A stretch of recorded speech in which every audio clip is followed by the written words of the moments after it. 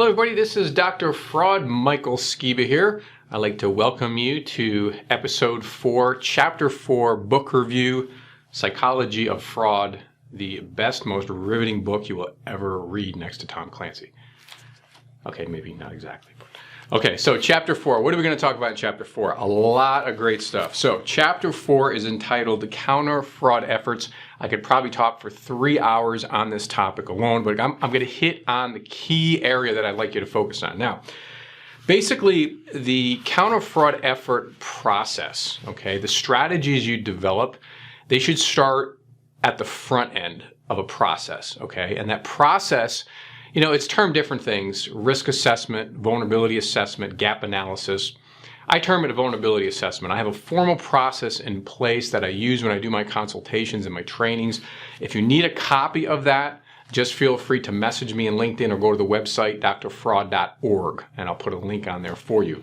So basically what the vulnerability assessment involves is, and the way that I conduct it is through a Excel document. So very simple, okay?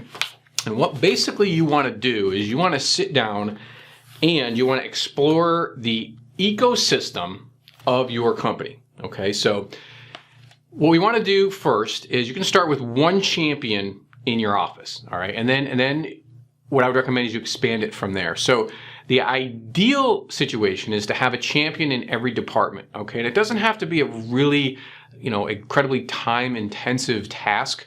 If you just bring these people together, maybe for an hour meeting just to start, okay? Bribe them with coffee, donuts, whatever it takes, right?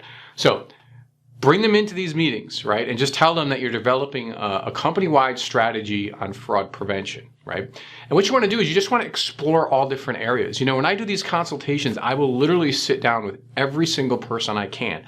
If it's a claim operation, it'll be everyone from the loss report taker all the way to the person handling subrogation. I mean, everybody, executives, the people in the mailroom. You want to talk to everyone, because what that is going to do is it's going to identify gaps that you might not even know existed, okay? I remember one case I was dealing with, we identified one of the most significant issues that they had in fraud was that they weren't getting enough cases. And what we realized, we tracked it all the way back, and it wasn't until I was sitting down with a telephone operator that was taking loss reports that we realized that it was a coding metric that they were using. And this certain coding metric would allow the loss report takers to fast track a claim and kind of bypass the whole fraud process, right?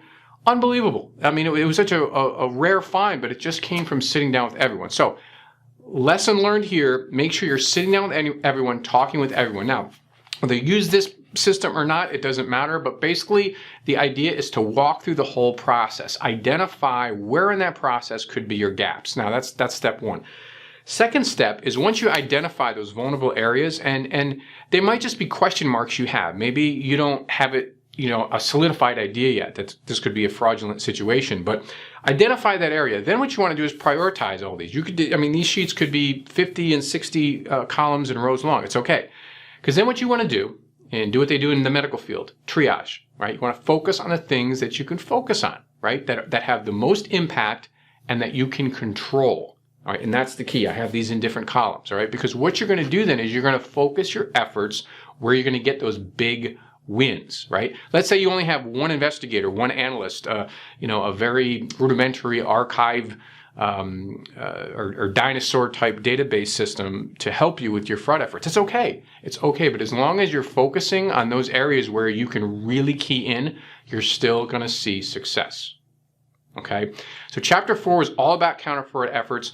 The later areas of the chapter, we talk about many different areas. So this is just one little snippet. One idea too is once you create those counter fraud strategies, the most important point is to create that feedback loop back into the system. So no matter what strategies you implement, make sure they come back through.